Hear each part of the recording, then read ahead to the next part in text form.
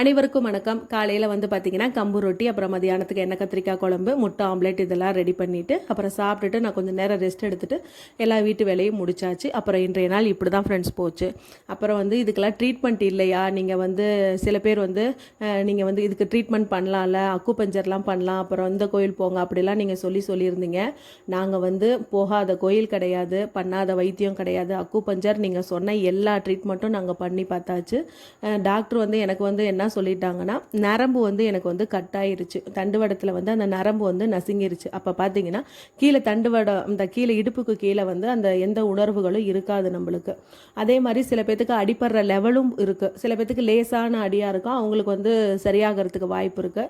எனக்கு வந்து ரொம்ப பயங்கரமாக அடிப்பட்டதுனால எனக்கு வந்து அது சரியாகலை. டாக்டரே அப்போ சொல்லிட்டாங்க, இது வந்து நான் கேட்கும்போது இதுக்கு வந்து மருந்தே கண்டுபிடிக்கல அப்படின்னு சொல்லிட்டாங்க. நீங்கள் அப்படி நாங்கள் கண்டுபிடிச்சிருந்தோம்னா நீங்கள் எந்த மூலையில் இருந்தாலும் நாங்கள் உங்களை கூப்பிடுறோம் அப்படின்னு தான் எங்களை வந்து சொன்னாங்க. அப்புறம் வந்து பார்த்திங்கன்னா சி லெவல், இந்த மாதிரி ஒரு லெவல் இருக்குது. சில சி லெவல்னால் கழுத்துக்கு கீழேருந்து கழுத்துக்கு கையெல்லாம் எதுவுமே செயல்படாது, சில பேர்த்துக்கு நெஞ்சுக்கு கீழேருந்து எதுவும் செயல்படாது. எனக்கு வந்து பார்த்திங்கன்னா டி லெவல், T12 இந்த மாதிரி லெவலில் தான் அடிபட்டிருக்கு. கீழே கால்கள் வந்து எதுவுமே செயல்படாது. ஒரே வார்த்தை டாக்டர் சொன்னது, நீங்கள் வந்து ஃபிசியோ பண்ணுங்கள், மறுவாழ்வு பயிற்சி மையத்தில் போய் அதுக்கு அப்புறம் நீங்கள் வாழ்க்கையை எப்படி நடத்தணுமோ, எந்த மாதிரிலாம் நீங்கள் வந்து ஃபேஸ் பண்ணணுமோ அதெல்லாம் நீங்கள் கற்றுக்கோங்க அப்படின்னு தான் சொன்னாங்க ஃப்ரெண்ட்ஸ். அதுதான் கமெண்ட்ஸில் நிறைய பேர் சொல்லியிருந்தீங்க, அதுக்கான பதில் தான் இது. எல்லா ட்ரீட்மெண்ட்டும் நாங்கள் பண்ணியாச்சு. அப்புறம் வந்து எனக்கு அம்மா அப்பா இருக்காங்க, எங்கள் வீட்டுக்காருக்கும் அம்மா அப்பா இருக்கிறாங்க. நான் வந்து பார்த்திங்கன்னா எனக்கு ஏதாவது முடியலையோ இல்லை எனக்கு ரொம்ப ஏதாவது உடம்பு சரியில்லைனா மட்டும்தான் நான் அம்மாவோட ஹெல்ப்பை நான் கேட்பேன். எங்கள் மாமியார் மாமனார் இருக்காங்க, எங்கள் மாமியார் எனக்கு வந்து ஏதாவது ஹெல்ப் பண்ணி கொடுப்பாங்க. நாங்கள் முக்கால்வாசி அவங்கள எந்த தொந்தரவும் பண்ணுறதில்ல.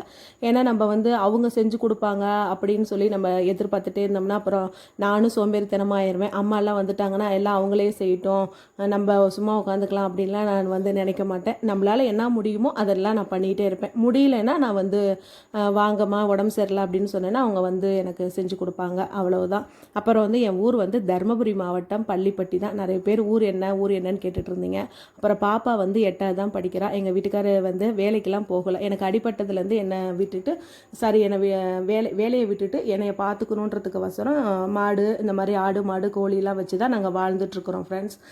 இதுதான் எங்களுடைய வாழ்க்கை. நிறைய பேர் கேட்டுகிட்டே இருக்கீங்க, அப்படி இல்லைன்னா எனக்கு எப்படி அடிபட்டுச்சு என்ன அப்படிங்கிறத வந்து நான் வந்து வீடியோ போட்டிருக்கேன், அதை போய் நீங்கள் பாருங்கள். அப்புறம் இந்த நாள் இப்படி தான் போச்சு. இந்த வீடியோ பிடிச்சிருந்துச்சுன்னா லைக் பண்ணுங்கள், ஷேர் பண்ணுங்கள், கமெண்ட் பண்ணுங்கள். பை.